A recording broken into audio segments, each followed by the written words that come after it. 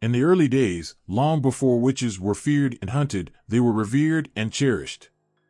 Imagine a time when the world was simpler, where nature's rhythms were sacred, and the power of healing rested in the hands of those who could read the whispers of the earth. These women, known as witches today, were the ones who brought comfort, hope, and life to their communities. They weren't feared, they were respected, loved, and trusted. These were the women who walked through the forests at dawn, collecting herbs bathed in the morning dew. They knew the secrets of plants, how a certain leaf could ease pain, how a root could cure sickness, how flowers could bring calm to a restless heart. Their hands were gentle, their hearts full of wisdom passed down through generations. In every village, there was at least one such woman. Her knowledge was not written in books, but in the earth itself, in the changing of the seasons, in the cycles of the moon. The stories of these wise women began in ancient civilizations where their roles were vital. In Egypt, they were priestesses who stood at the intersection of life and death. People sought them out to speak with the gods, to bring messages from the afterlife, to heal the sick, and to ease the pain of childbirth. They mixed potions, made from plants found along the Nile, that could soothe aches, treat wounds, or help a soul pass peacefully from this world to the next. Their skills were seen as gifts from the gods, a connection to something greater than mere human understanding. In the heart of Mesopotamia, where the Tigris and Euphrates rivers gave life to some of the earliest civilizations, these women held the knowledge of the stars. They could look to the sky and see the future, guiding their people through troubled times with their predictions. But it wasn't just the stars they understood. They knew the ways of the earth, too. When a child fell ill, it was these women who mixed the herbs, whispered the prayers, and held the hands of the grieving mother. When a crop failed, it was these women who performed rituals to bring rain, to nourish the soil, to ensure that life would go on. In Greece, where gods and goddesses ruled from Mount Olympus, these women were often seen as intermediaries between the divine and the mortal. They were the ones who could communicate with the gods, who could understand their will and translate it for those who were suffering or in need. Circe, one of the most famous of these women, was known for her ability to heal and to transform. Her knowledge of plants and potions was unmatched, and those who sought her help often found themselves forever changed, not through dark magic, but through the wisdom she imparted, the healing she offered. These early depictions of witches as healers and wise women weren't just stories, they were the truth of life in these ancient times. These women were the pillars of their communities. They were there when life began and when it ended, guiding, comforting, healing. They were the ones who knew how to bring new life into the world and how to ease the passing of those who had reached the end of their journey. But these women weren't just healers. They were also leaders, spiritual guides who held the knowledge of their people's beliefs, their rituals, their stories. In Celtic lands, the Druids were often women who carried the wisdom of the earth within them. They could speak to the spirits of the land, ask for blessings, and protect their people from harm. They knew which plants to use in ceremonies, which stones held power, which words could call upon the gods. In their hands, the spiritual life of their people thrived. They were the keepers of the old ways, the ones who ensured that the connection between the human world and the natural world remained strong. In Norse culture, the Volvas were powerful seeresses who could see the threads of fate. They were consulted by kings and warriors before battles, asked to read the future in the patterns of the runes or the flight of birds. Their visions could bring hope or despair, but they were always respected, always heeded. These women were not feared, but honored. They were seen as the voice of the gods, the keepers of ancient wisdom, the ones who could see beyond the present and into the future. Their role was not just to heal the body, but to heal the soul. When a community faced hardship, be it famine, plague, or war, it was these women who held them together. They performed rituals to cleanse the spirit, to bring peace to troubled hearts, to ensure that life, in all its complexity, could continue. Their knowledge was holistic, encompassing not just the physical, but the spiritual and emotional well-being of their people. But their power, their knowledge, their connection to the earth and the divine, would one day become their curse.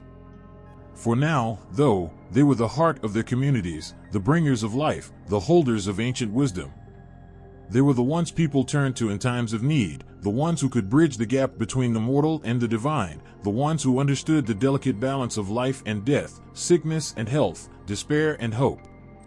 These women, who would one day be called witches, were once the healers, the wise women, the spiritual leaders.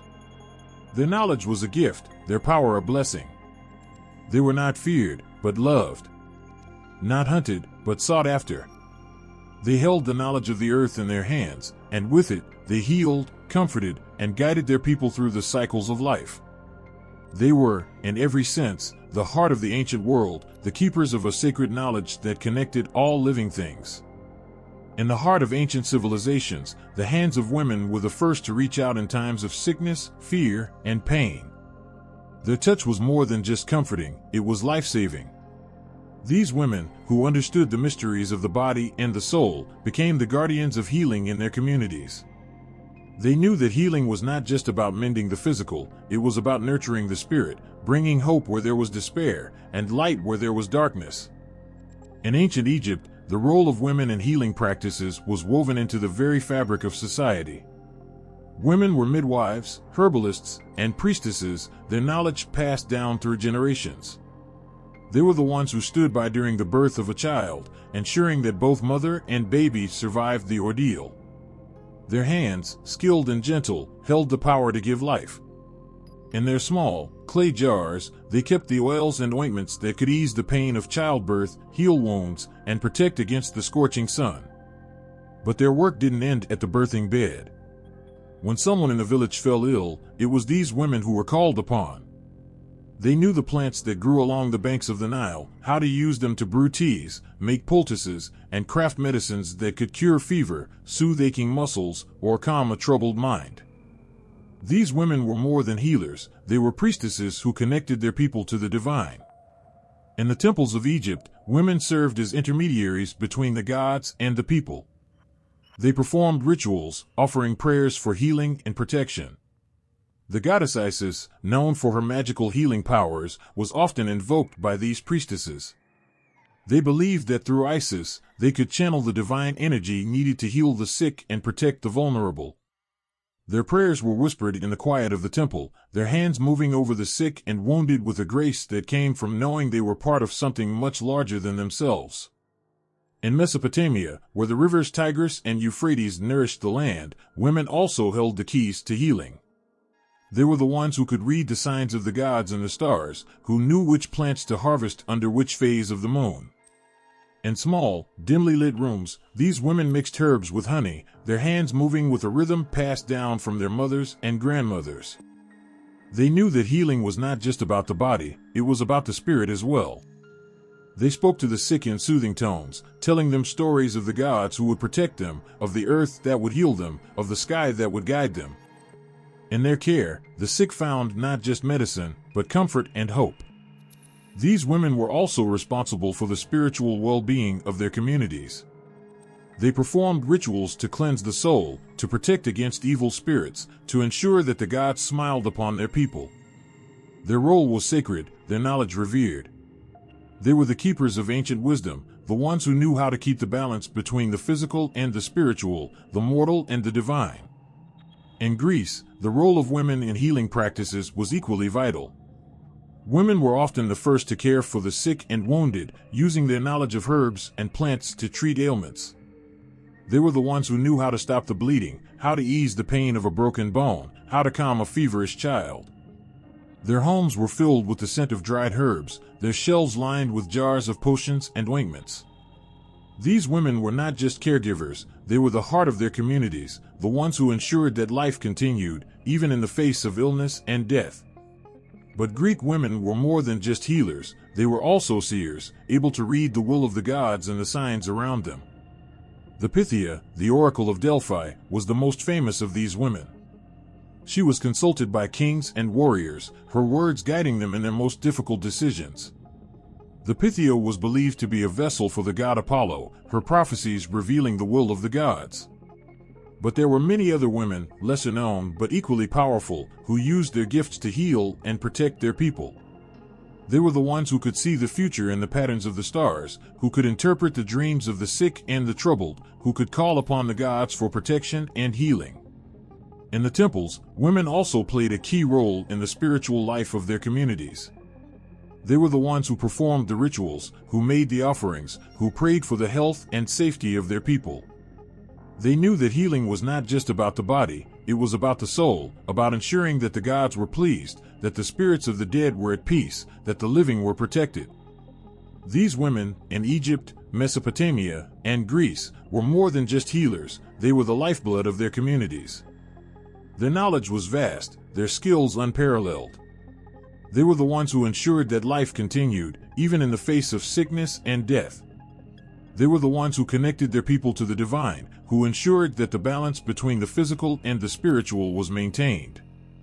They were the ones who held the power of life and death in their hands, and they wielded it with grace, wisdom, and compassion. Their legacy lives on, not just in the stories passed down through the generations, but in the very fabric of human history. These women, who healed with their hands and their hearts, who connected their people to the gods, who ensured that life continued, were the true guardians of ancient wisdom. They were the ones who knew that healing was not just about the body, but about the soul, about ensuring that the balance between the physical and the spiritual was maintained, that life, in all its complexity, could continue. And in their hands, the world was a little bit safer, a little bit kinder, a little bit more connected to the mysteries of the universe. In the shadows of ancient Greece and Rome, where the gods walked among mortals and the line between the mystical and the real was thin, there were women who held a power that both awed and terrified. These women, known today as witches, were not the evil figures we often hear about. They were healers, protectors, and wise women who understood the delicate balance between life and death, nature and humanity. Among them, two figures stand out, Circe and Hecate, whose names have echoed through the ages, their stories filled with both wonder and fear. Circe, the daughter of the sun god Helios and the ocean nymph Perse, was a woman of extraordinary beauty and even greater power. She lived alone on the island of Aeaea, surrounded by lush forests and wild animals that obeyed her every command. But Circe was more than just a sorceress, she was a healer, someone who knew the secrets of the earth and could bend them to her will. Her knowledge of herbs and potions was unmatched, and those who sought her help often found themselves changed, not just in body, but in spirit. It was said that Circe could heal any wound, cure any sickness, but her methods were not always gentle. She used her magic to reveal the true nature of those who came to her, often transforming them into animals that reflected their inner selves. For some, this was a gift, a chance to escape the pain of their human lives and embrace a simpler, more peaceful existence. For others, it was a curse, a punishment for their arrogance, greed, or cruelty. But Circe's power was not born out of malice, it was born out of a deep understanding of the world and the people in it. She saw beyond the surface, beyond the masks that people wore, and she used her magic to bring about the healing that was most needed, even if it was not always what was most wanted. Circe's story is one of transformation, of the power that lies within all of us to change, to heal, to become something new. Her magic was a reflection of her own inner strength, her ability to see the truth and to use it to bring about healing. She was feared by many, but she was also respected, even loved by those who understood the true nature of her power. Her island was a sanctuary, a place where the lost could find themselves, where the sick could be healed, where the broken could be made whole. But Circe was not alone in her power. Far from the shores of Aeaea, in the dark forests and secluded groves, there was another woman whose name struck fear and awe into the hearts of all who heard it, Hecate, the goddess of magic, witchcraft, and the night. Hecate was a figure shrouded in mystery, a woman who moved between worlds, who held the keys to the past, the present, and the future. She was a healer, but her methods were not those of the gentle healer. She worked in the shadows, her power rooted in the mysteries of the night, in the places where light dared not go. Hecate was often depicted holding two torches, guiding those who were lost in the darkness, helping them find their way. But she was also a protector, a guardian of the weak and the vulnerable. She was called upon in times of crisis, when all other hope was lost, and her power was said to be so great that even the gods themselves respected her. But Hecate's healing was not about curing sickness or mending broken bones. It was about something much deeper. She healed the soul, the spirit, the very essence of what it meant to be human. Her rituals were complex, her magic potent, and those who sought her help did so with the knowledge that they would be forever changed. Hecate's connection to the natural world was strong. She knew the power of the moon, the stars, the earth, and the sea. She could summon the winds, call forth the storms, and speak to the dead. But despite her fearsome reputation, Hecate was a compassionate figure, a goddess who cared deeply for those who were suffering. She used her power to protect the innocent, to punish the wicked, and to bring balance to a world that was often chaotic and cruel. Her magic was a force of nature, and those who invoked her name did so with both reverence and fear. The stories of Circe and Hecate are more than just myths. They are reflections of a time when the world was filled with mystery and magic, when the lines between the natural and the supernatural were blurred. These women were not just witches, they were healers, protectors, and wise women who understood the complexities of life and death, of good and evil, of light and dark. They used their powers to heal, to transform, to protect, and to guide those who were lost. In ancient Greece and Rome, the connection between witches and healing was not just about potions and spells, it was about understanding the world in a way that went beyond the physical. It was about seeing the connections between all living things, about knowing that true healing comes from within, from the soul. Circe and Hecate were masters of this art, women who could see into the hearts of those who came to them, who could use their magic to bring about the healing that was most needed. Their stories have endured for centuries, not because they were witches, but because they were healers. They understood the power of nature, the importance of balance, the need for compassion, and the strength that comes from knowing oneself. They were not feared because they were evil, but because they were powerful, because they understood the world in a way that few others did. In the end, the tales of Circe and Hecate are not just stories of magic and transformation, they are stories of healing, of the power that lies within each of us to change, to grow, to become something more. They remind us that true power does not come from the ability to harm, but from the ability to heal, to protect, to guide. They were witches, yes, but more than that, they were healers, women whose wisdom and compassion have touched the hearts of countless generations, whose stories continue to inspire, to comfort, and to heal. In the mists of ancient forests, where the air was thick with the scent of pine and the songs of birds echoed through the trees, there lived women who were more than just mortals. They were the heartbeat of their communities, the ones who could speak to the spirits, heal the sick, and guide their people through the darkest of times. These women, revered as druids, were the wise ones of the Celtic traditions, holding knowledge that spanned the earth and the heavens. Their wisdom was not learned in grand halls or written in books, but whispered by the wind, sung by the rivers, and etched into the stones that dotted the landscape. These women were the keepers of ancient secrets, passed down through generations, from mother to daughter, from mentor to apprentice. They knew the language of the trees, the stories of the stars, and the power that pulsed through the earth beneath their feet. In the Celtic world, women held a place of honor in the realm of healing and magic. They were not just helpers or assistants to their male counterparts, they were leaders, guides, and healers in their own right. The druidesses, as they were often called, were sought out for their wisdom, their ability to commune with the divine, and their deep understanding of the natural world. They could read the signs in the flight of birds, the patterns in the stars, and the whispers of the wind. Their eyes saw beyond the physical world, into the realms where the spirits dwelled, where the gods walked among mortals. These women were the ones who stood at the crossroads of life and death. They were present at the birth of a child, their hands gently guiding the new life into the world, their voices singing lullabies that echoed with the wisdom of the ages. They were there at the bedside of the dying, their words a comfort to the departing soul, their rituals ensuring a safe passage to the other side. In between these two great mysteries of life and death, they healed the sick, protected the weak, and guided their people with a wisdom that was as ancient as the earth itself. The knowledge of the druidesses was vast and varied. They knew which herbs could heal a fever, which plants could ease pain, and which roots could bring on sleep.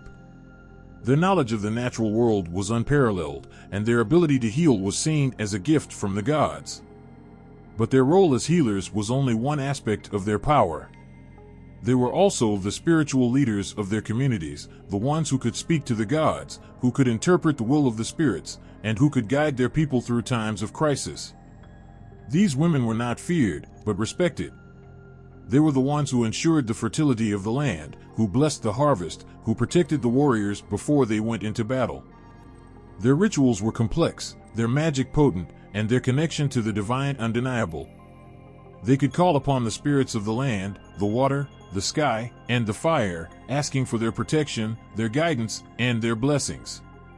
The druidesses were also the keepers of the stories, the myths, and the legends that bound their people together.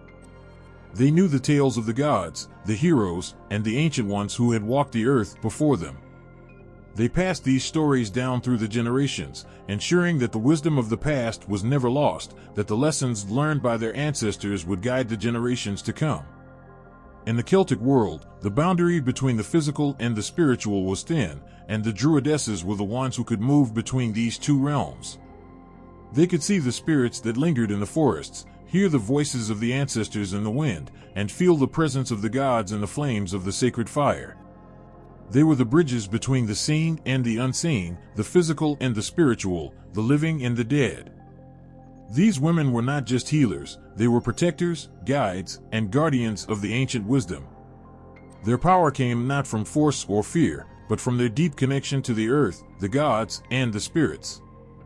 They were the ones who ensured the balance of the world, who kept the cycles of life and death, of growth and decay, in harmony. Their rituals were a celebration of this balance, a recognition of the interconnectedness of all things, and a reminder that life and death, light and dark, are all part of the same great mystery. The druidesses were the soul of their people, the ones who held the knowledge that kept their communities strong, healthy, and connected to the divine. Their power was not one of domination or control, but of harmony, balance, and respect for the natural world. They were the ones who understood that true power comes not from the ability to destroy, but from the ability to heal, to protect, and to guide. In the eyes of their people, these women were more than just wise, they were sacred.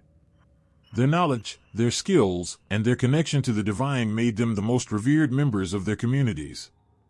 They were the ones who could bring comfort to the grieving, hope to the despairing, and healing to the sick. They were the ones who could ensure that the cycles of life continued, that the land remained fertile, that the spirits were honored, and that the gods were pleased. Their legacy lives on in the stories, the myths, and the legends that have been passed down through the generations. These women, who were once the heart of their communities, continue to inspire, to comfort, and to heal.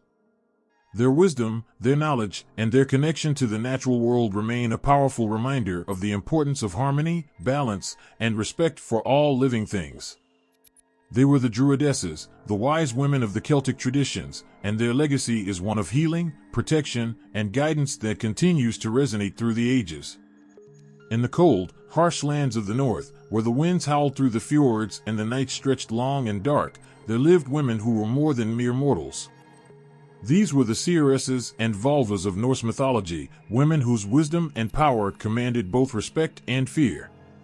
Their knowledge was vast, their skills in magic unparalleled, and their connection to the spiritual world unbreakable. They were the keepers of secrets, the weavers of fate, and the healers of both body and soul. Among them, the vulva stood as a figure of awe and reverence. The name itself, meaning staff-bearer, hints at the powerful tool she carried, a staff that symbolized her authority and connection to the divine. The vulva was a woman who could see beyond the present, who could peer into the future and unravel the threads of destiny. Her visions were sought by kings and warriors, by those who needed guidance in times of war, in matters of the heart, and in the mysteries of life and death. The vulva's wisdom was not born from books or teachings, but from a deep, almost primal connection to the forces of the world. She understood the language of the winds, the whispers of the earth, and the messages carried by the spirits. Her rituals were sacred, her magic potent, and her ability to see into the past, present, and future made her an invaluable advisor. But her power came with a price, a life set apart from others, a life dedicated to the gods and the spirits that guided her every step. These women were not just seers, they were healers as well. In a world where survival was often a daily struggle, the vulva's knowledge of herbs, roots, and the healing properties of the natural world was a lifeline.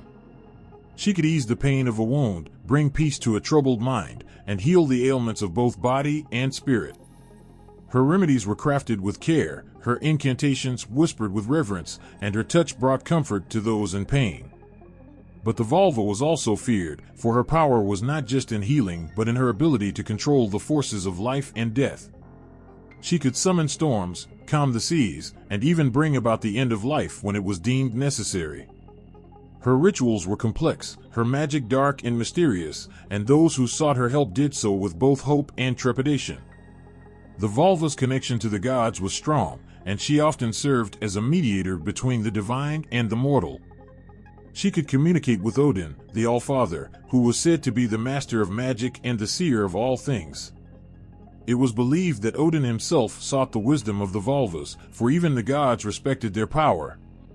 The vulva's visions were not just glimpses of the future, they were messages from the gods, warnings, and guidance that could alter the course of history.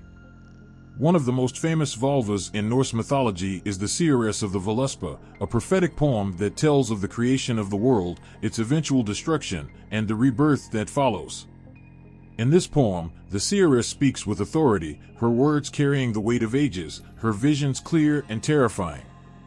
She sees the rise and fall of gods, the battles that will tear the world apart, and the fate that awaits all beings. Her prophecy is both a warning and a promise, a reminder of the power of fate and the inevitability of change. The vulvas were not alone in their power, they were often accompanied by other seeresses and wise women who shared their knowledge and skills. Together, they formed a sisterhood of sorts, bound by their connection to the spiritual world and their dedication to their craft. These women supported each other, learning from one another, and passing down their knowledge to the next generation. Their gatherings were filled with rituals, chants, and the sharing of stories that carried the wisdom of the ages, the knowledge of the gods, and the power of the earth. But the life of a vulva was not an easy one. She was often seen as an outsider, someone who lived on the fringes of society, both revered and feared. Her power set her apart, and her connection to the divine meant that she could never fully be a part of the world of mortals. She walked a fine line between the seen and the unseen, the known and the unknown, and her life was one of both great power and great solitude. The vulva's legacy lives on in the stories and myths that have been passed down through the ages. She is remembered as a figure of immense power, a woman who could bend the forces of nature to her will, who could see beyond the veil of time, and who could heal with a touch or a word. Her story is one of strength, wisdom, and resilience, a reminder of the power that lies within all women and the sacred role they have played in the history of humanity. In the cold, dark nights of the north, where the stars shine bright and the wind carries the voices of the past, the spirit of the vulva still lingers. She is there in the whisper of the trees, in the murmur of the rivers, and in the silence of the snow-covered mountains. She is a part of the land, a part of the history, and a part of the soul of the people who once called her their guide, their healer, and their seer. The story of the vulva is not just a story of magic and prophecy, it is a story of a woman's strength, her connection to the divine, and her role as a healer and protector. It is a story that speaks to the heart, that stirs the soul, and that reminds us of the power of wisdom, of healing, and of the ancient knowledge that still flows through the veins of the earth. The vulva's story is our story, a story of life, of death, and of the eternal cycle that binds us all. In the quiet, candle-lit corners of medieval villages, there were women who carried with them the knowledge of generations. They knew how to mend broken bones, soothe fevers, and bring new life into the world. Their hands worked with gentle precision, mixing herbs and whispering prayers that had been passed down through countless mothers and grandmothers. These women were once the heart of their communities, their wisdom sought after in times of illness and despair. Yet, as the centuries passed and the shadows of the church grew longer, these healers found themselves no longer revered but feared. The arrival of Christianity in Europe brought with it a profound shift. The old ways, the traditions that had been woven into the very fabric of life for thousands of years, began to fray under the weight of a new doctrine. The church, with its towering cathedrals and solemn rites, sought to bring order and uniformity to a world it deemed chaotic and wild. And in this new order, there was little room for the wise women who worked their magic in the shadows. It started subtly at first. The church preached of a single God, of saints and angels, and of the devil who lurked in the darkness, waiting to lead the faithful astray. The healers, with their potions and charms, their knowledge of the natural world, began to be viewed with suspicion. Their practices, once seen as gifts from the gods, were now whispered about in fearful tones. What if their power did not come from God, but from the devil himself? The church's influence grew, and with it, the fear of anything that lay outside its teachings. The old gods were demonized, their worshippers labeled as heretics. And the wise women, the healers who had once been the lifeblood of their villages, were caught in this growing tide of fear. Their knowledge, their connection to the earth, was no longer seen as a blessing but as a threat. In the minds of the faithful, these women were no longer healers, they were witches, consorts of the devil, wielding dark magic that could bring ruin to the souls of men. The church spoke of sin, of damnation, and of the eternal fire that awaited those who strayed from the path of righteousness. And in this new world of fear and suspicion, the healers became the perfect scapegoats. Accusations began to spread like wildfire. A failed crop, a sudden illness, a child lost in the night, these tragedies, once seen as the cruel whims of fate, were now blamed on the witches who lived on the outskirts of town. The same women who had once brought life into the world were now accused of taking it away. Their hands, once seen as instruments of healing, were now believed to be the tools of Satan. The church fanned the flames of fear, using its power to root out heresy wherever it was found. The Inquisition, with its cruel methods and merciless interrogations, sought to cleanse the world of those who practiced the old ways. And so, the healers, the wise women, were hunted down, their lives destroyed by the very people they had once saved. Terror gripped the land. Friends turned against friends, neighbors against neighbors. The once close-knit communities were torn apart by fear and suspicion. The women who had once been a source of comfort and healing were now dragged from their homes, accused of witchcraft, and subjected to unimaginable horrors. They were tortured, forced to confess to sins they had never committed, and burned at the stake as a warning to others. But even in the face of such terror, there were those who refused to abandon their ways. In secret, hidden from the prying eyes of the church, the old rituals continued. The herbs were still gathered, the prayers still whispered, and the magic still practiced, even as the flames of the pyres burned bright against the night sky. The transformation from healer to witch was complete. The fear that the church had instilled in the hearts of the people had taken root, and the wise women were now seen as the embodiment of evil. The same knowledge that had once brought comfort and healing was now twisted into something dark and dangerous. And the women who held this knowledge, who had once been revered, were now hunted, persecuted, and killed. But the story does not end there. The memory of these women, these healers turned witches, lives on. Their strength, their courage, and their wisdom have not been forgotten. They are remembered in the stories passed down through the generations, and the myths and legends that still linger in the shadows of history. Their legacy is one of resilience, of defiance in the face of unimaginable odds, and of a power that could not be extinguished by fear or fire. In the end, the story of these women is not just a tale of tragedy but of survival. It is a reminder of the power of knowledge, of the strength of the human spirit, and of the enduring connection between women and the earth. The church may have tried to silence them, but their voices still echo through time, a testament to the healing power that lies within us all. The sky had darkened over Europe, and with it, a shadow fell upon the hearts of its people. Fear, once a fleeting feeling, began to settle in, feeding on whispers and spreading like wildfire. This fear did not come from the beasts of the forest or the wars that ravaged the land, but from within, from a gnawing suspicion that something wicked had taken root among them. It was a fear of the unknown, of the things that could not be explained, and it sought a face to blame, a name to curse. It began slowly, almost imperceptibly, in villages where the people knew each other by name, where they gathered in the evenings to share stories by the fire. But as the fear grew, so did the stories.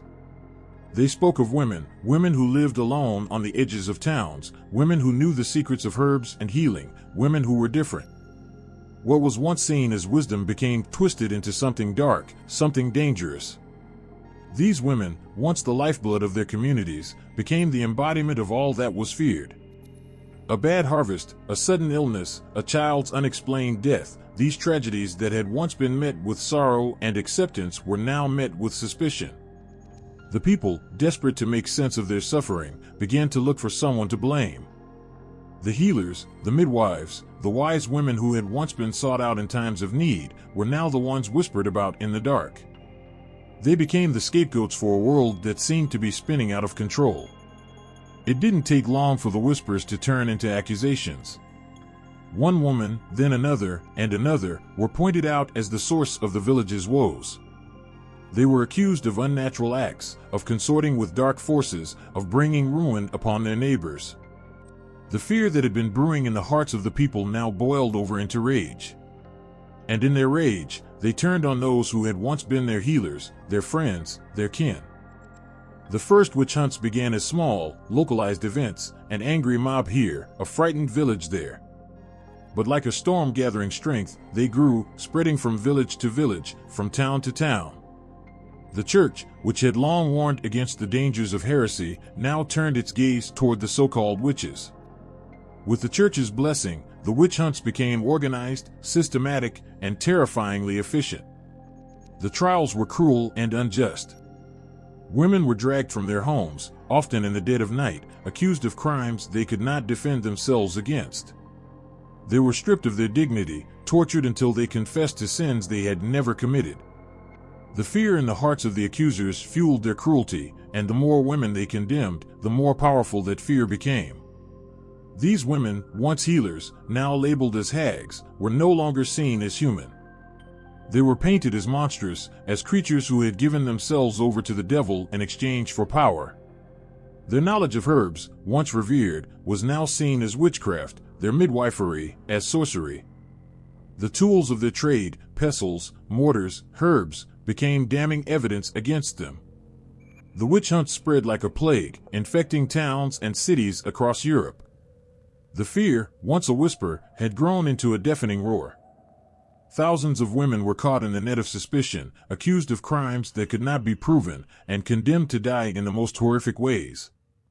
The fires of the pyres lit up the night skies, a grim reminder of the cost of fear. Yet, even as the flames consumed them, the women did not lose their strength. They stood tall, even in the face of death, their eyes filled not with fear, but with defiance. They had been healers, nurturers, protectors of life, and even as they were condemned, they held on to that identity. The world had turned against them, but they knew the truth. They were not the hags they were made out to be, but the last vestiges of a wisdom that was being lost to the flames. The witch hunts were not just a tragedy for the women who were accused, but for all of society. In their fear, the people had turned on the very ones who had cared for them, who had healed their sick, who had brought their children into the world. The loss of these women, and the knowledge they carried, left a void that could not be filled. The fear that had driven the hunts only led to more suffering, more death, and a deep wound in the soul of Europe that would take centuries to heal. As the witch hunts raged on, the image of the healer transformed into that of the hag. The wise woman, once revered, became a figure of terror, her name spoken with fear and loathing.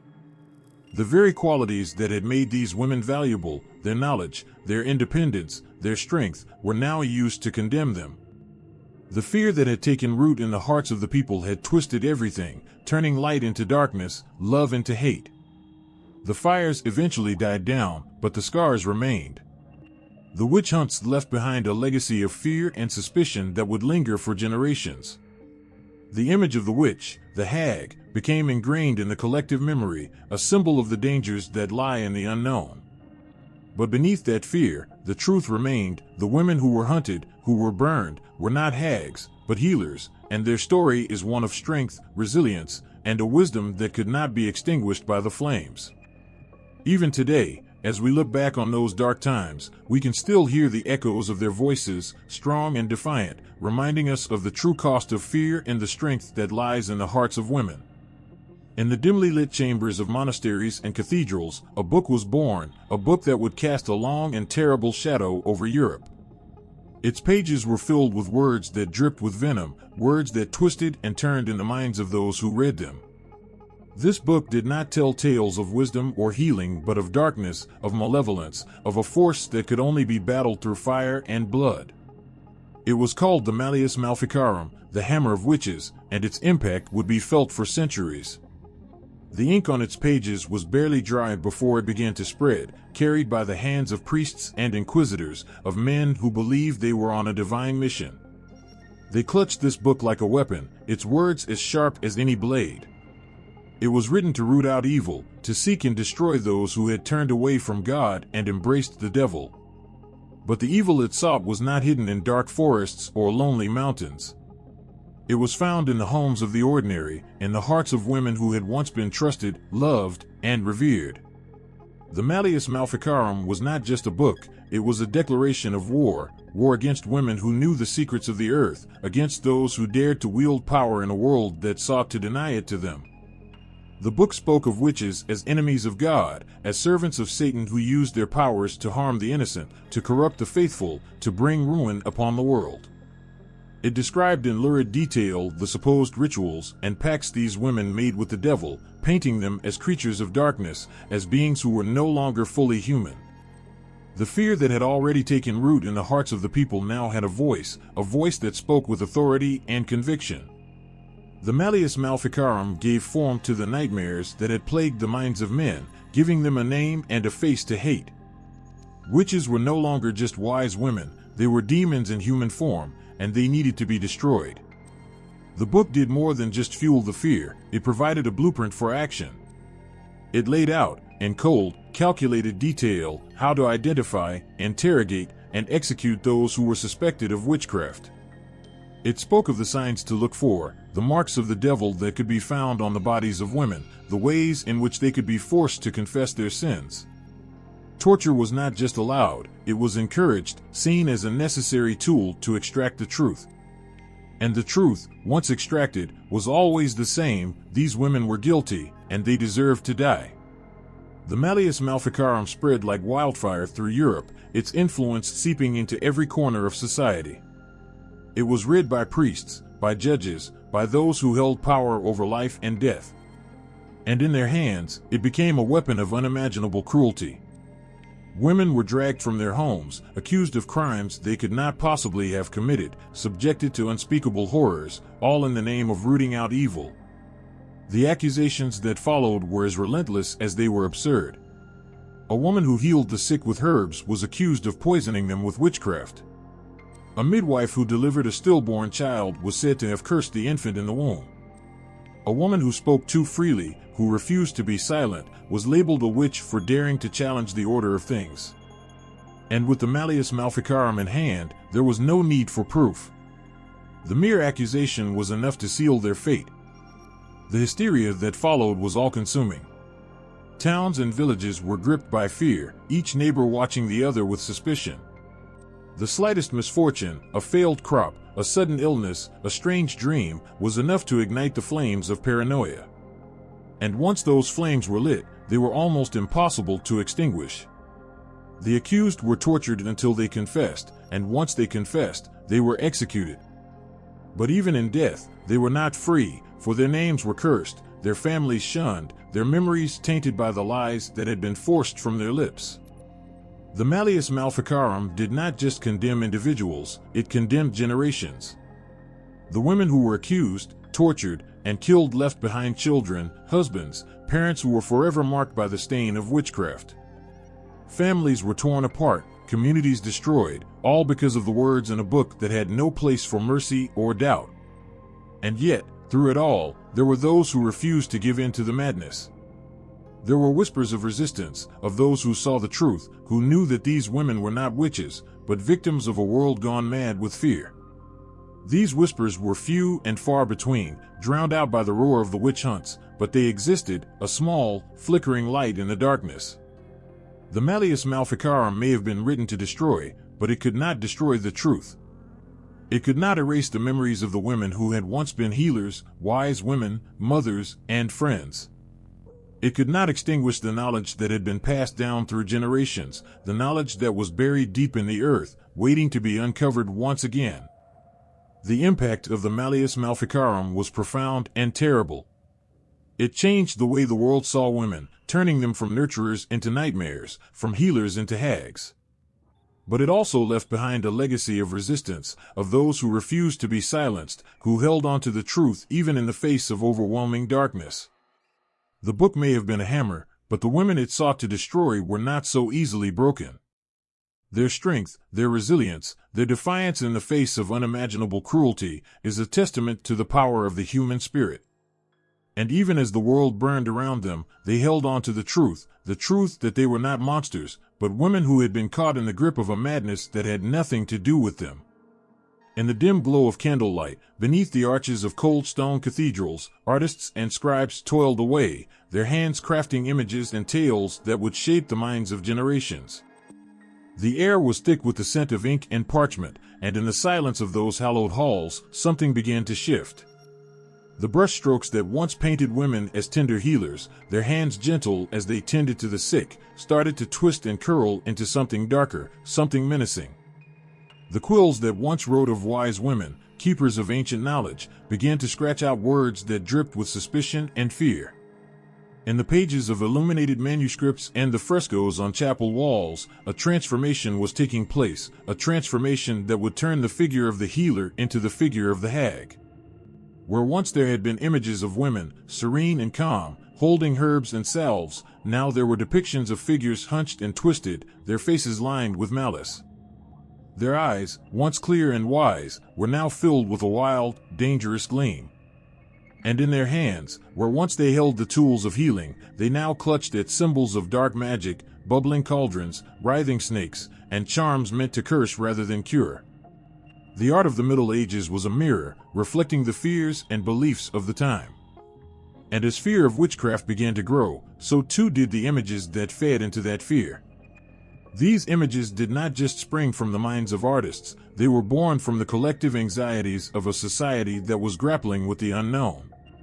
Plague, famine, war, these were the specters that haunted the people of the Middle Ages, and in their desperation to make sense of the suffering, they turned to the figures who had always walked the line between the known and the unknown, the women who were both feared and revered for their knowledge of the natural world. But as the darkness of the times grew, so too did the darkness in the depictions of these women. The healer, once a figure of comfort, became twisted into something grotesque. Her knowledge of herbs and remedies, once a blessing, was now seen as a sign of her communion with darker forces. The very tools that she used to heal became instruments of suspicion, and the lines between healer and witch began to blur. It was no longer clear where the wise woman ended and the witch began. In the manuscripts that were copied and passed down through the centuries, the change was palpable. Where once the margins had been filled with delicate flowers and serene faces, now there were grotesque figures with claw-like hands and wild hair. The stories that were told in these manuscripts, too, began to change. Tales of women who had once been wise and kind now ended with accusations of witchcraft, with trials and burnings, with the inevitable fall from grace. The healers of old were being rewritten as hags, as creatures to be feared rather than trusted. In the stained glass windows of churches, the story was the same. Once, these windows had depicted the Virgin Mary, the ultimate figure of female virtue and compassion, surrounded by other women who were her disciples in healing and care. But now, creeping in at the edges, were figures that did not belong in this sacred space, figures of witches, of women who had turned away from God and toward the devil. Their presence in these holy places was a reminder of the ever-present threat of heresy, of the danger that lurked in the hearts of those who strayed from the path of righteousness. The transformation was not limited to art. In the literature of the time, too, the figure of the witch began to take on a life of its own. In the ballads and stories that were told by firelight, the healer became a figure of terror. She was no longer the wise woman who knew the secrets of the earth, she was the witch who used those secrets to bring death and destruction. The tales that once ended with healing and redemption now ended in fire and ash, with the witch condemned to burn for her crimes. The change was slow, almost imperceptible, but it was relentless. With each new depiction, with each new story, the image of the healer was further eroded, replaced by the image of the hag. The women who had once been sought out in times of need were now avoided, shunned, even hunted. Their knowledge, once seen as a gift, was now seen as a curse.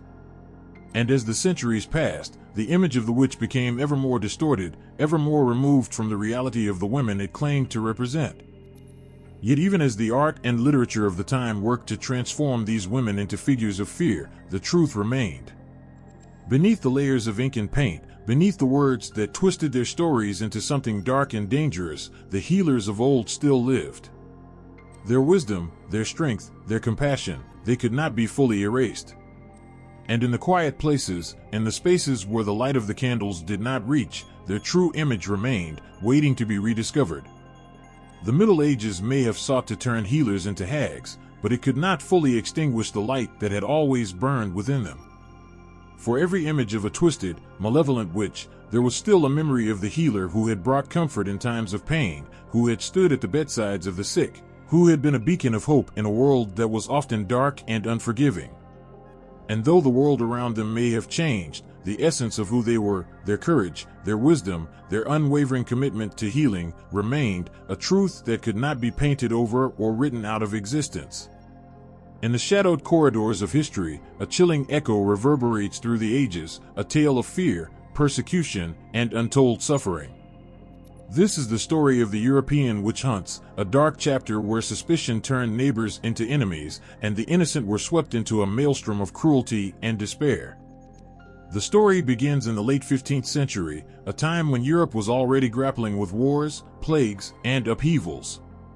It was a period when the old ways were being challenged, and in this turbulence, the idea of witchcraft took on terrifying new dimensions. In 1487, a book emerged from the darkness, a book that would set the stage for horrors to come. Malleus Maleficarum, or The Hammer of Witches, was written by Heinrich Kramer and Jacob Sprenger. This book was more than a mere text, it was a manifesto of fear, detailing how to identify, interrogate, and execute those accused of witchcraft. It was a call to arms against the supposed evil that lurked in every corner. The seeds of terror sown by this book began to sprout quickly. In the early 1500s, the witch hunts began to spread across Europe, fueled by a mixture of superstition, religious fervor, and societal instability. In 1524, the town of Innsbruck in Austria became one of the first to feel the sting of this new hysteria. The townspeople, gripped by fear and suspicion, began accusing their neighbors of witchcraft. The hunts that followed were brutal, with many being tortured and executed based on flimsy evidence and confessions extracted under duress. The flames of fear continued to spread. By the late 16th century, the witch hunts had intensified, reaching a fever pitch. In 1582, the city of Würzburg in Germany became the site of one of the largest witch trials in history. The Prince Bishop, a man named Julius Ector, led the charge, convinced that the city was infested with witches. The trials were merciless, over 600 people were accused, tortured, and executed. The streets were alive with the crackle of burning wood and the cries of those condemned. In the same period, the town of Bamberg, also in Germany, was engulfed by similar madness. The Bamberg witch trials, beginning in 1626, were among the most ferocious, fueled by a mix of local rivalries, political maneuvering, and a zealous belief in witchcraft. The trials lasted for years, and it's estimated that around 1,000 people were executed. The sheer scale of the persecution was staggering, with entire families being torn apart, accused on little more than whispers and innuendos. As the witch hunt spread, they also evolved. In 1616, in the Scottish Highlands, the infamous witch trials of North Berwick began.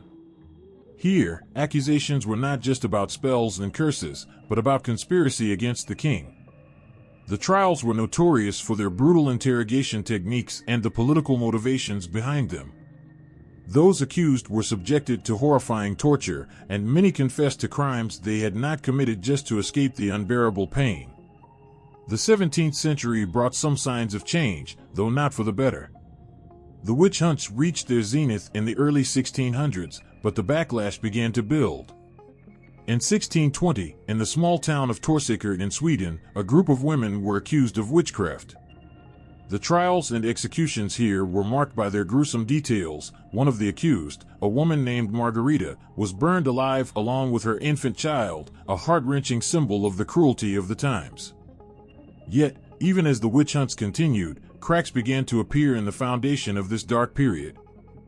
By the late 17th century, many in Europe were beginning to question the validity of the accusations and the methods used in the trials.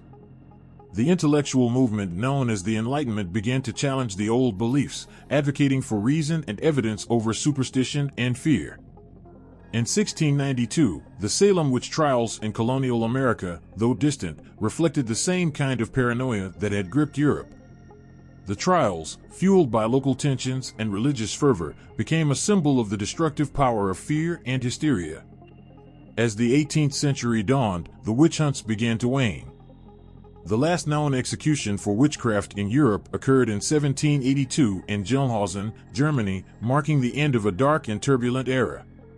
The Enlightenment had begun to replace the old fears with new ideas about justice and human rights, leading to a gradual decline in the persecution of those accused of witchcraft. The European witch hunts were more than just a series of trials and executions. They were a reflection of a society gripped by fear and uncertainty. The timeline of these hunts is a heart-wrenching tale of how suspicion and hatred can turn the ordinary into the extraordinary, how fear can consume and destroy even the most innocent. Each date, each event, is a testament to the suffering of those who were caught in the whirlpool of history, a reminder of the cost of ignorance and the enduring power of compassion. In the quiet village of Salem, Massachusetts, the air that should have been filled with the sounds of daily life, children playing, farmers working the fields, families gathering for meals, became charged with a different kind of energy. It was the late 17th century, and what began as a whisper of unease quickly turned into a deafening roar of hysteria. The year was 1692, and the streets of Salem were about to be swept into one of the darkest chapters in American history. It started with a few troubled girls, their fits and strange behaviors baffling the townsfolk. These were not ordinary ailments, they were symptoms that seemed to defy natural explanation. The girls, caught in convulsions and speaking in strange voices, were soon seized by a frenzy that would grip the entire community. The townspeople, already living on the edge of fear and uncertainty, were quick to point fingers, convinced that witchcraft was the source of this unsettling disturbance. The accusations began with the most vulnerable. Tituba, a Caribbean slave owned by Reverend Samuel Parris, was the first to be accused of witchcraft. Her background, her foreign customs, and her position in the household made her an easy target. Under immense pressure and fear for her own life, Tituba confessed, naming others in the community whom she claimed had conspired with her. Her confession was a spark in a dry, tinderbox of fear, igniting a wildfire that would consume many. The hysteria spread rapidly, fueled by whispers and half-truths. The accusation of witchcraft became a weapon, wielded against those who had personal grudges or who were deemed different. Neighbors who had once lived in harmony now turned on each other. It wasn't just about magic, it was about personal vendettas, about settling old scores under the guise of righteousness. One of the most heart-wrenching cases was that of Elizabeth Proctor, a woman known for her strength and resolve. Her husband, John Proctor, stood by her side as she faced accusations. Despite his protestations of her innocence, the fever of the trials was unrelenting. The Proctor family, once pillars of the community, were dragged into the turmoil, their lives shattered by the weight of false accusations and the relentless drive for scapegoats. The courtroom became a theater of the absurd. The evidence presented was anything but concrete. Spectral evidence, the idea that a person's spirit could be seen committing witchcraft, was used to condemn the accused. The more a person protested their innocence, the more it was believed they were trying to hide their guilt. It was a vicious cycle, a labyrinth with no escape for those caught in its snare. The trials reached their peak with the execution of 19 individuals, most of them women, who were hanged in the town gallows. Their final moments were a testament to their courage and despair. As the nooses tightened, their pleas for mercy and cries of innocence were swallowed by the chilling wind. Among them was Rebecca Nurse, a woman of immense dignity and piety, whose trial and execution shocked even those who had participated in the hysteria. Her strength and grace in the face of her death only highlighted the injustice and cruelty of the trials. The Salem witch trials were not only a tragedy of lost lives, but also of lost humanity. Families were torn apart, friendships shattered, and a community left forever scarred. The very fabric of Salem was ripped asunder by fear and suspicion, leaving behind a legacy of suffering and sorrow. In the end, the tide of hysteria began to wane. Voices of reason and doubt grew louder, and the specter of the witch trials started to lose its grip. In 1693, the governor of Massachusetts, William Phips, intervened, halting the trials and eventually declaring them a grave mistake. But the damage had been done. The echoes of those dark days lingered long after the last trial had ended, a haunting reminder of how fear and ignorance can drive a community to the brink of destruction. The Salem witch trials serve as a poignant reminder of the fragility of justice and the power of fear. They are a sobering chapter in history, a time when a community's darkest impulses were unleashed and innocent lives were lost in the grip of a fevered nightmare. In the flickering light of the hearth, children huddle close, their faces illuminated by the warm glow of the fire. Outside, the wind howls and the shadows dance, casting eerie shapes on the walls. It's in this setting that the old stories come alive, tales of witches and enchantments that have been told for centuries. These stories, passed down through generations, have shaped how we think about witches today. They have turned them into figures of fear and fascination, embodying the very essence of dread. The transformation of witches from wise healers into old hags begins with these ancient stories. In fairy tales and folklore, the witch is no longer a source of knowledge or comfort but a dark, malevolent figure. She is often portrayed as an old woman, twisted and bent with age, her face a map of cruelty and malice. Her appearance is as frightening as her intentions, with wild, unkempt hair, sharp, gnarled fingers, and eyes that gleam with a sinister light. One of the most enduring images is that of the witch in the tale of Hansel and Gretel. In this story, the witch lives in a house made of candy, a seemingly delightful place that quickly turns sinister. The witch lures children with her sugary home, only to reveal her true nature when she captures them with the intent to eat them. Her grotesque appearance and terrifying intentions are a stark contrast to the innocent image of a benevolent old woman. This transformation from a nurturing figure to a monstrous one serves as a chilling reminder of the fear that witches invoked in the past. Similarly, in the story of Snow White, the witch, who is actually the evil queen in disguise, embodies the fears of vanity and jealousy. Her transformation into an old hag, complete with a wrinkled face and a crooked staff, is a visual representation of the malevolent magic she wields. The apple she offers to Snow White is not just a piece of fruit but a symbol of the treachery that lies beneath her seemingly benign exterior. This portrayal reinforces the idea that witches are deceitful and dangerous, hiding their true nature behind a facade of normalcy. The witch's transformation into a hag also reflects broader societal anxieties. In times when women were often seen as threats, especially those who defied traditional roles, the image of the old hag became a way to control and condemn those who were different or who held power. Fairy tales and folklore provided a way to express these fears, turning witches into cautionary figures that warned of the dangers of defying societal norms.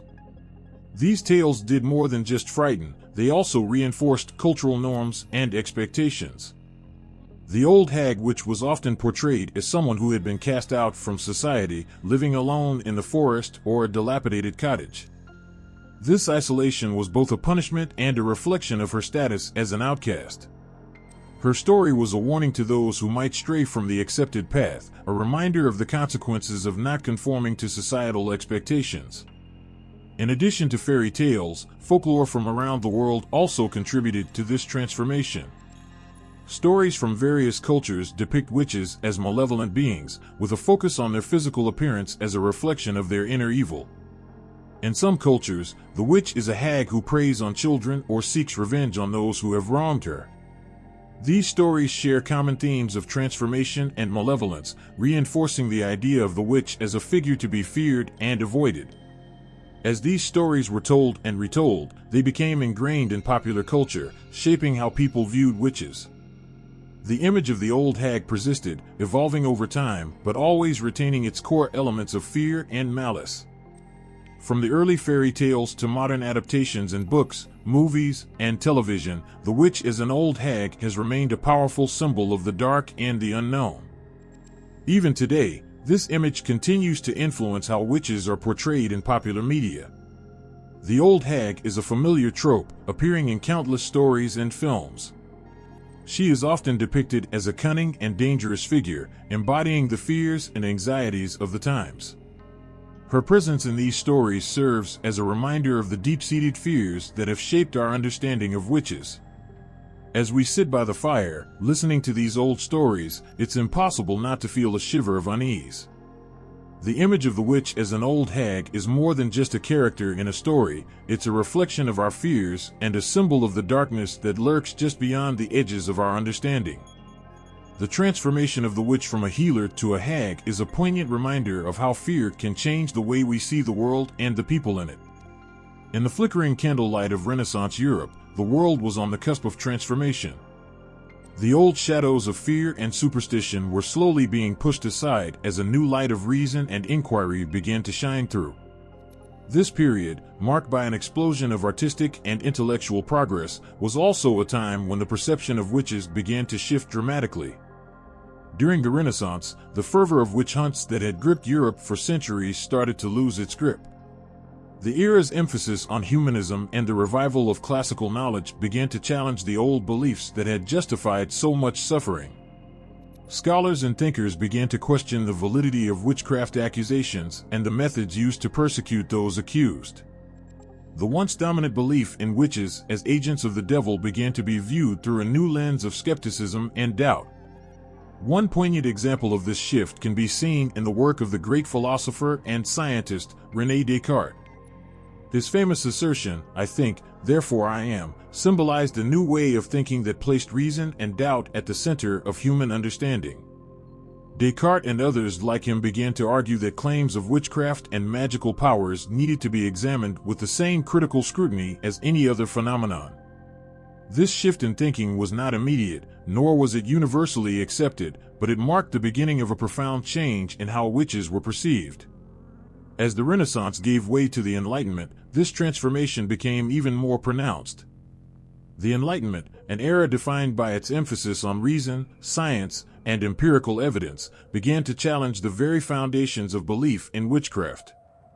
Enlightenment thinkers, driven by a desire to understand the world through observation and rational analysis, started to debunk the myths and superstitions that had fueled the witch hunts of the past. One such figure was the philosopher and historian Voltaire, whose writings were influential in shaping Enlightenment thought. Voltaire was outspoken against the persecution of witches, using his platform to criticize the brutality of the witch hunts and the irrationality of belief in witchcraft. His writings helped to foster an environment in which reason and evidence began to replace fear and superstition. The Enlightenment also saw the rise of legal reforms aimed at curbing the excesses of witch trials.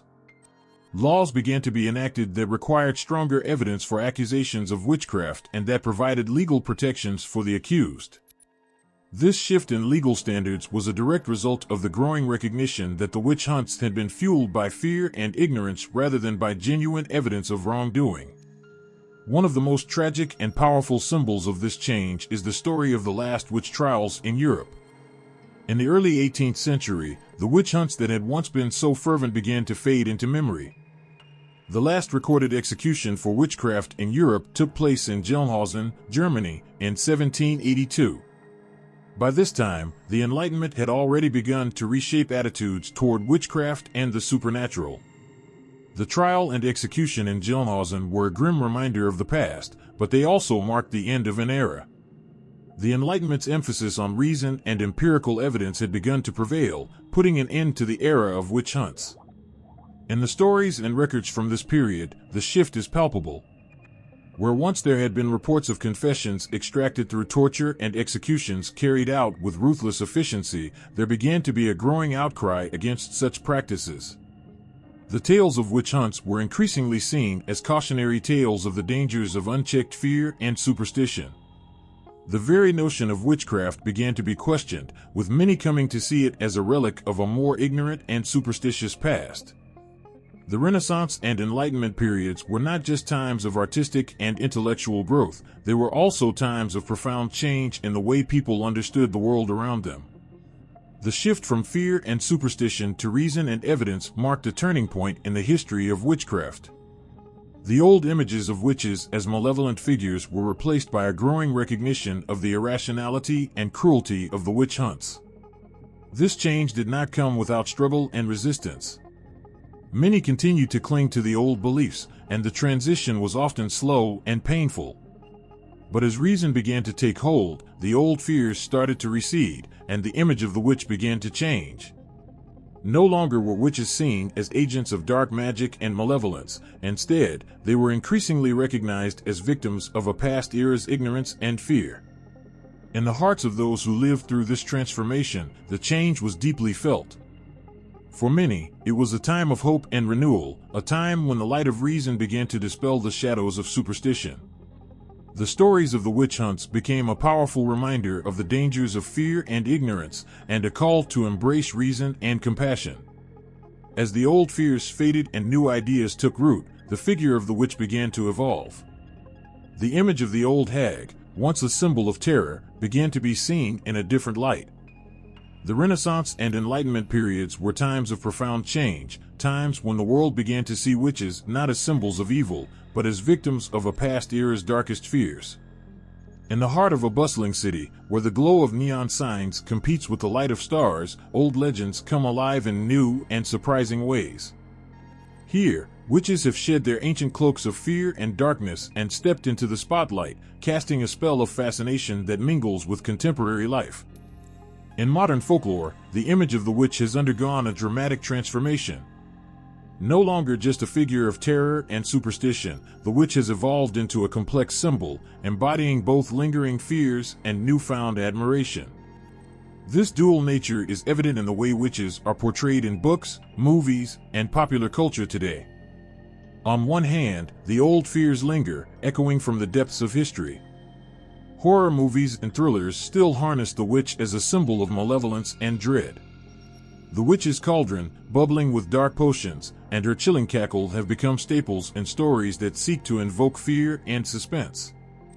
Films like The Witch or Hereditary draw on the deep-rooted fear of witches, presenting them as embodiments of ancient evils that lurk in the shadows, waiting to strike. These portrayals tap into a primal fear, a whisper of the past that still makes our skin crawl, reminding us of the witch's sinister legacy.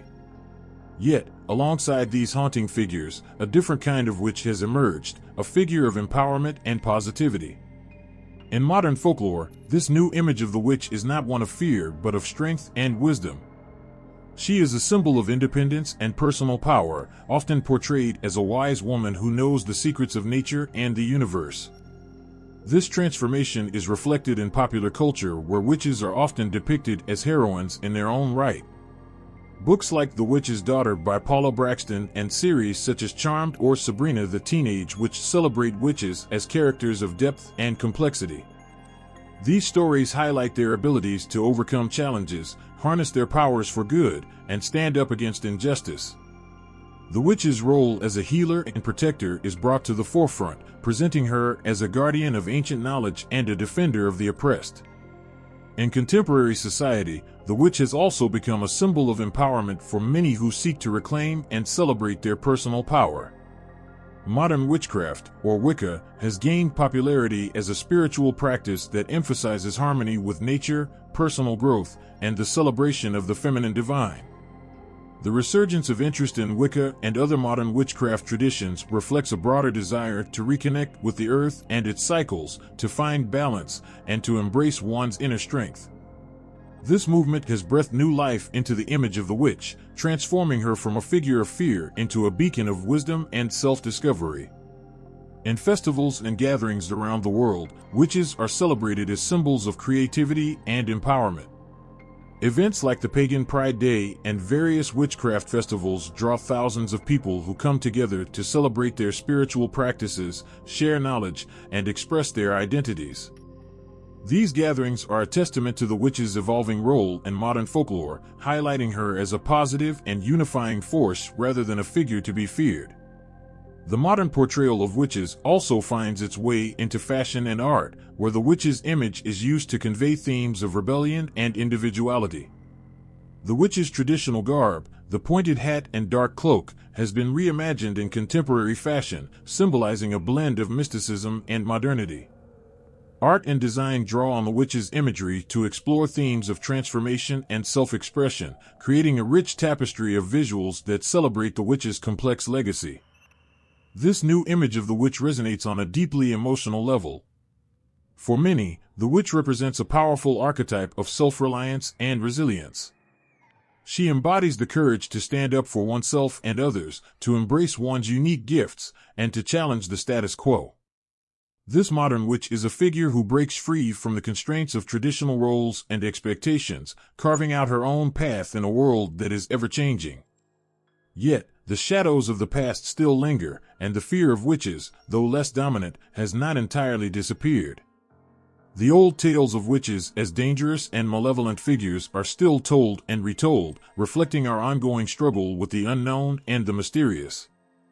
This duality, the coexistence of fear and admiration, captures the essence of how witches are viewed in contemporary folklore. As the world continues to evolve, so too does the image of the witch. She is no longer just a figure of dread, but a complex symbol that embodies both the shadows of the past and the light of the present. The witch of modern folklore is a reflection of our deepest fears and our greatest aspirations, a testament to the enduring power of myth and the ever-changing nature of our understanding. In the dim light of a candlelit room, where shadows flicker against ancient walls, a powerful transformation unfolds. The witch, once a figure of dread and darkness, now emerges as a symbol of strength and defiance. The old image of the witch, a creature of fear and suspicion, has been reborn in the glow of modern feminism, shining brightly as an emblem of female empowerment. Imagine a gathering of women, each holding a candle, their faces illuminated with a fierce, unwavering light. They come together not just to celebrate, but to reclaim a symbol that has long been shrouded in fear. This gathering is more than a simple meeting, it's a profound act of resistance and self-affirmation. In these moments, the witch transforms from a figure of oppression into a beacon of power and independence. The witch has become a feminist icon, a symbol of rebellion against the constraints imposed by a patriarchal society. For centuries, women who defied societal norms or wielded any form of power were branded as witches, their strength twisted into a source of fear. But now, modern feminism has reclaimed this symbol, turning the witch's image into one of empowerment and liberation. This transformation is deeply emotional and resonant. In history, the witch was often a woman who stood apart, whether by choice or circumstance. She might have been a healer, a midwife, or simply someone who lived differently from the norm. Her very existence challenged the status quo and threatened those who sought to maintain control. The witch's strength and independence became a target, leading to persecution and suffering. But today, that same strength is being celebrated and embraced as a symbol of courage and resilience. The feminist reclamation of the witch is a powerful act of turning pain into pride. Women who have been silenced or marginalized find a voice in the figure of the witch, who stands defiant against the forces that seek to suppress and control. The witch, with her wisdom and autonomy, represents the struggle for equality and self-expression. Her image, once used to demonize and oppress, now serves as a rallying cry for those who seek to break free from the limitations placed upon them. This shift is evident in the way the witch is portrayed in modern media and culture. In books, movies, and art, the witch is often depicted as a strong and independent woman who refuses to be silenced. Characters like Hermione Granger from the Harry Potter series or Sabrina Spellman from Chilling Adventures of Sabrina embody the new witch, intelligent, powerful, and unapologetically herself. These modern portrayals challenge old stereotypes, showcasing the witch as a role model who embodies the qualities of bravery, intelligence, and self-reliance. The feminist reclaiming of the witch also extends to personal and spiritual practices. Many women today are drawn to witchcraft not as a means of causing harm, but as a way to connect with their own power and spirituality. Practices such as Wicca and modern witchcraft offer a path for women to explore their own strengths, assert their independence, and embrace their unique identities. Through rituals, spells, and spiritual practices, they celebrate their connection to the natural world and their ability to shape their own destinies. In this new light, the witch becomes a symbol of solidarity and support among women. She represents the power of sisterhood and the strength found in unity. Feminist groups and organizations use the witch's image to promote causes such as gender equality, reproductive rights, and social justice. By reclaiming the witch, they turn an old symbol of fear into a powerful icon of change and progress. The emotional impact of this transformation is profound. For many women, the witch represents a deep-seated desire for freedom and self-expression. She embodies the struggles faced by women throughout history and serves as a reminder of the power they hold within themselves. The witch's image offers hope and inspiration, encouraging women to stand up for themselves and challenge the norms that seek to confine them. The witch as a feminist icon is not just about reclaiming a symbol, it's about redefining what it means to be powerful and independent. It's about taking a figure that was once used to oppress and turning her into a symbol of strength and empowerment. This transformation is a powerful testament to the resilience of women and their ability to shape their own narratives. In the candlelit glow of this new understanding, the witch stands as a figure of hope and strength. She is a reminder that true power comes from within and that every woman has the right to assert her own identity and live freely. The witch's journey from a figure of fear to a symbol of empowerment is a powerful story of reclaiming and transforming a legacy, and it continues to inspire and uplift those who seek to break free from the chains of oppression. In the glow of a television screen or the pages of a book, witches cast their spell over audiences with captivating tales that both enchant and terrify.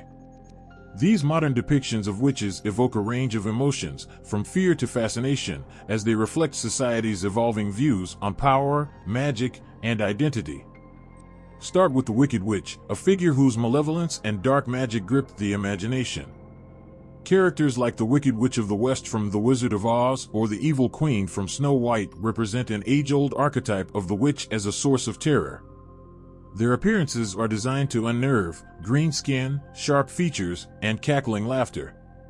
They wield their magic to cause harm, their every spell a reminder of the power they hold and the fear they inspire. The Wicked Witch of the West, for instance, is a haunting figure whose quest for revenge against Dorothy is driven by a deep-seated malice.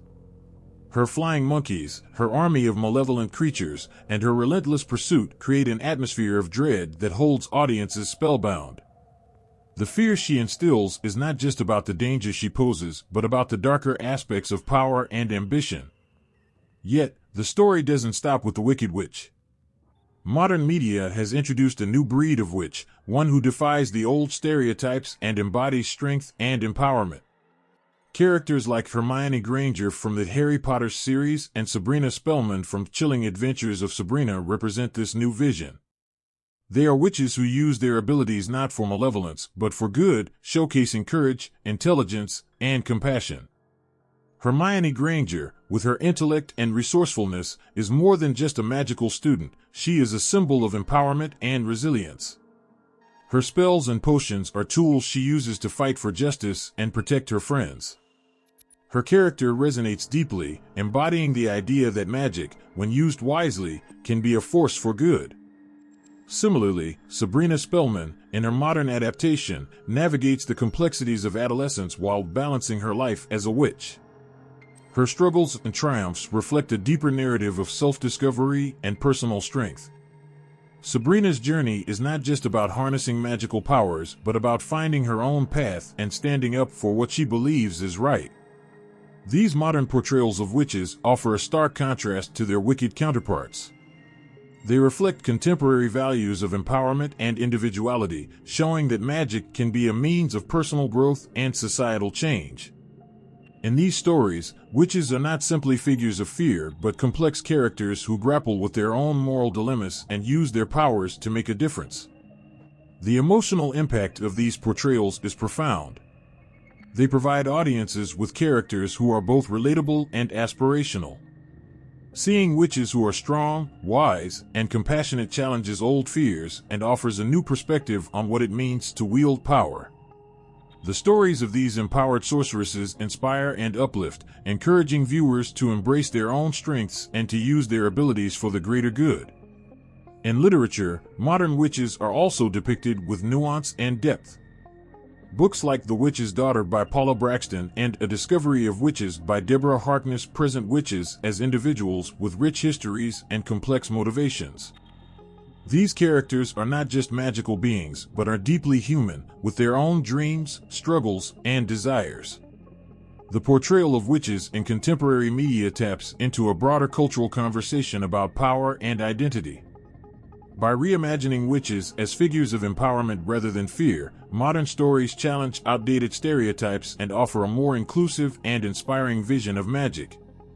They reflect the changing attitudes toward female power and autonomy, celebrating the strength and resilience of women who refuse to be confined by societal expectations. The shift from the wicked witch to the empowered sorceress is more than just a change in character, it represents a broader cultural shift. It is a testament to the evolving understanding of power, magic, and identity. These modern witches, with their courage and compassion, offer a powerful message about the potential for magic to bring about positive change and personal growth. As you read these stories or watch these characters on screen, you might feel a chill run down your spine or a sense of wonder and hope. The modern witch, in all her complexity, captures the imagination and touches the heart, reminding us of the enduring power of myth and the endless possibilities of the magical world. In the quiet hum of a bustling marketplace in Marrakesh, the air is thick with the scent of spices and the murmurs of ancient tales. Here, in the heart of Morocco, the figure of the witch is a blend of history, mystery, and respect. Known as the Hag, she wields her knowledge with a careful grace, a healer and protector deeply embedded in local traditions. Her presence is felt in the whispered stories of her powers, not feared but revered, as a keeper of secrets and a guide through life's struggles. Travel east to the lush landscapes of Southeast Asia, and you'll find another version of the witch. In Indonesia, the Dukuan, or traditional healer, is a figure of immense respect. The Dukuan is a person who bridges the physical and spiritual worlds, using ancient rituals to heal and protect. Their role is integral to community life, often sought out for their wisdom in times of illness or uncertainty. They are not shrouded in the darkness of malevolence, but are seen as vital conduits of spiritual and practical help. Further east in Japan, the figure of the witch transforms yet again. Here, the Yurei, or ghostly apparition, reflects a different facet of the witch archetype. Often depicted with long, disheveled hair and flowing white garments, these spirits are believed to be the souls of the deceased who have unfinished business. Their presence is both eerie and poignant, representing the lingering bonds between the living and the dead. The Yurei is a reminder of the thin veil that separates life and death, capturing the haunting beauty of unresolved souls. In the vast landscapes of Russia, the image of the witch is both fearsome and fascinating. The Baba Yaga, an old witch with a hut that stands on chicken legs, is a figure of folklore that embodies the untamed wilderness. She lives in the forest, a place both magical and perilous. The Baba Yaga is a test for heroes and adventurers, her wisdom and powers challenging yet guiding those who seek her out. Her role is complex, combining elements of danger and aid, reflecting the wild, unpredictable nature of the natural world. Across the Atlantic and the Caribbean, the image of the witch takes on a vibrant and culturally rich form. In places like Haiti, the voodoo priestess or mambo is a spiritual leader who practices ancient traditions with deep roots in African heritage. The mambo's role is not only to heal but also to mediate between the living and the spirit world. Her ceremonies are a blend of rhythm, dance, and prayer, filled with the colors and sounds of a rich cultural tapestry. The mambo is celebrated for her wisdom and her ability to harness spiritual forces for the betterment of her community. In the icy reaches of Scandinavia, the witch is a figure of ancient lore and deep respect.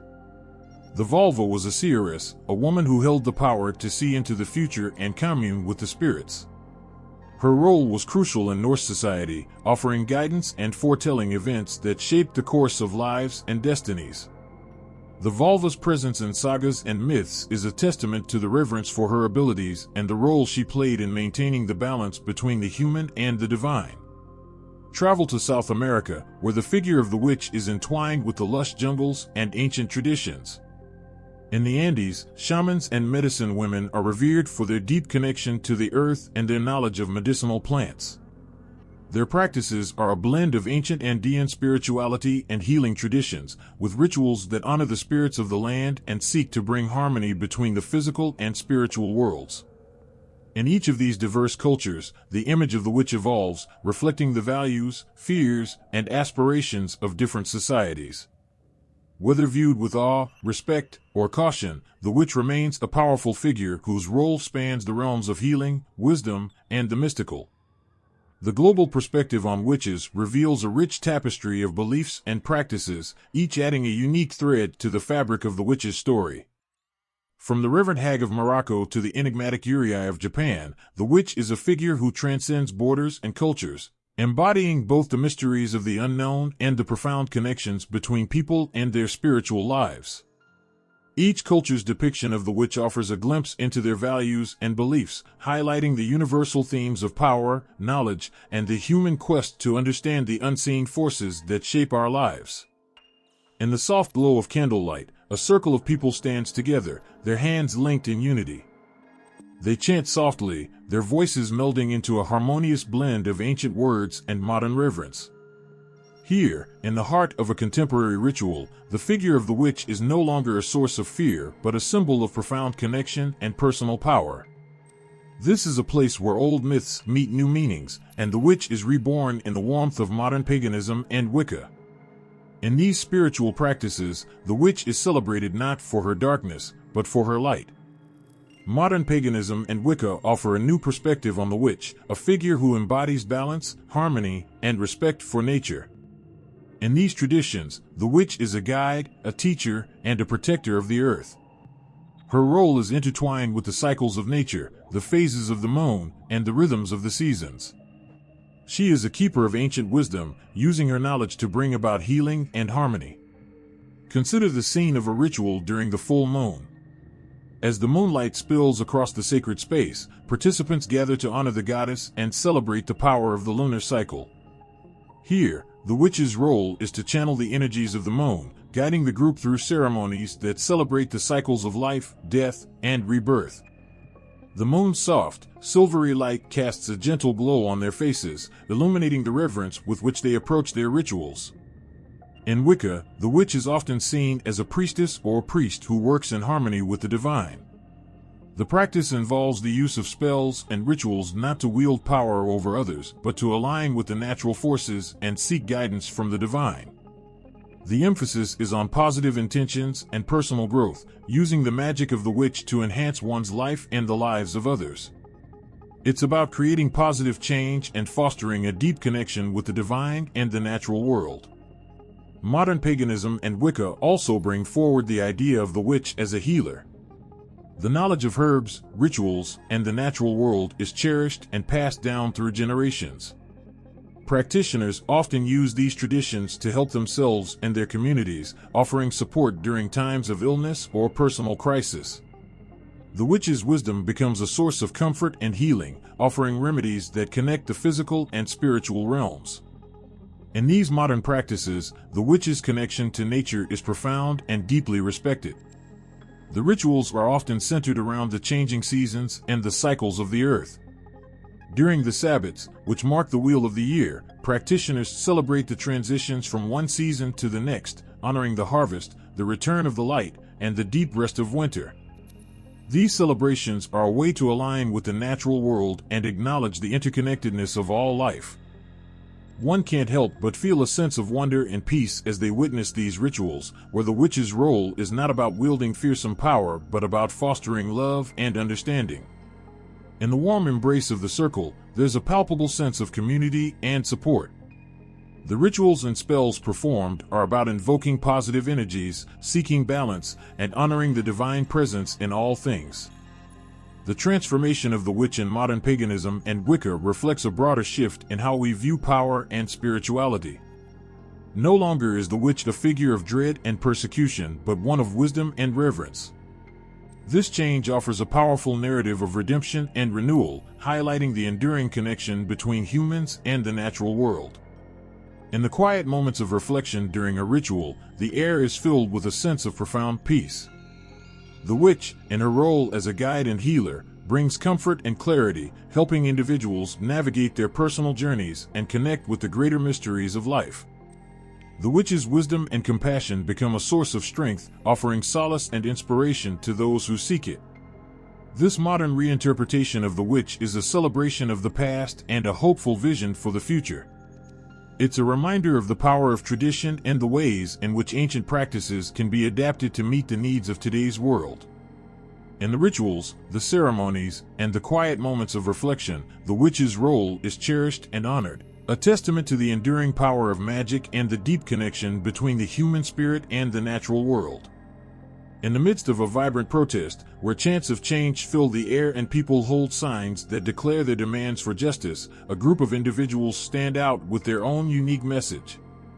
They carry symbols of the old ways, a pentacle, a wand, and a book of spells, integrating the ancient with the modern in their call for environmental justice and social equality. This is not just a protest, it's a vivid tapestry of history and hope, woven together with the threads of witchcraft and activism. Witchcraft, often shrouded in mystery and fear, has found a new voice in the context of contemporary social movements. This fusion of ancient spiritual practices with modern activism is a testament to the enduring power of witchcraft to inspire and catalyze change. From environmentalism to civil rights, the witch's role has evolved from one of solitary mysticism to a symbol of collective action and resistance. Consider the green witches, who channel their knowledge of herbs and the natural world into a fierce dedication to environmental activism. These practitioners do not merely celebrate the earth, but actively fight to protect it. They participate in campaigns to combat climate change, advocate for sustainable practices, and work to preserve natural habitats. Their rituals are not confined to the sacred space of their homes, but spill out into the world as they plant trees, clean rivers, and educate others on eco-friendly living. The connection between witchcraft and environmentalism is profound. Witches often view the earth as a living being, deserving of respect and care. This reverence translates into tangible actions, using their magic not to manipulate, but to heal and protect. Their involvement in environmental causes is a natural extension of their spiritual beliefs, embodying a commitment to nurturing the planet and ensuring its well-being for future generations. In the bustling heart of civil rights marches, the presence of witches adds a layer of spiritual depth and solidarity to the quest for justice. Here, witchcraft intersects with the fight for equality, where the symbols of old, such as the circle of protection and the invocation of deities, are used to inspire and fortify activists. The rituals performed are more than acts of worship, they are expressions of resistance and hope. They invoke the spirits of change, calling upon the ancient powers to support and guide those who struggle for their rights. Witches involved in civil rights movements bring a unique perspective to the fight for justice. Their practice often includes a focus on the balance of power and the equality of all beings. This philosophy aligns with the goals of social justice, where every person is valued and protected. The witch's role in these movements is not just symbolic, but deeply intertwined with the pursuit of fairness and human dignity. One of the most touching examples of this intersection is found in the rituals performed during moments of crisis or mourning.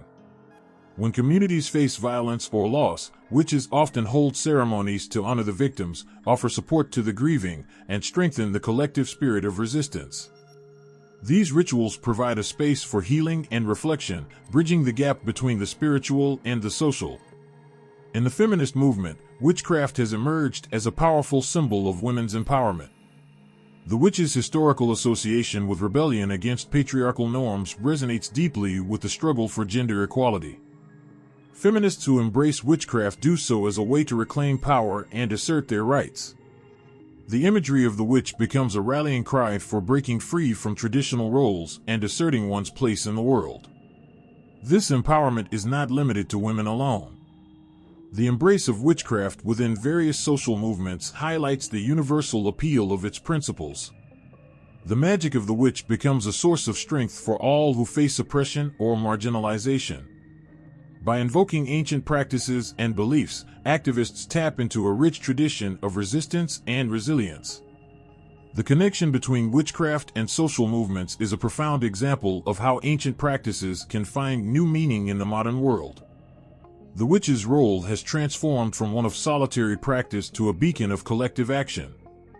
This transformation is a testament to the enduring relevance of witchcraft in addressing contemporary issues and inspiring change. As these movements continue to grow and evolve, the integration of witchcraft and activism offers a powerful reminder of the power of tradition and the importance of adapting it to meet the needs of today's world. The ancient and the modern merge in these efforts, creating a unique and powerful force for social and environmental change. In every chant, every spell, and every ritual, there is a sense of urgency and hope. The presence of witchcraft in social movements is a reminder that the old ways can inspire new forms of action and solidarity.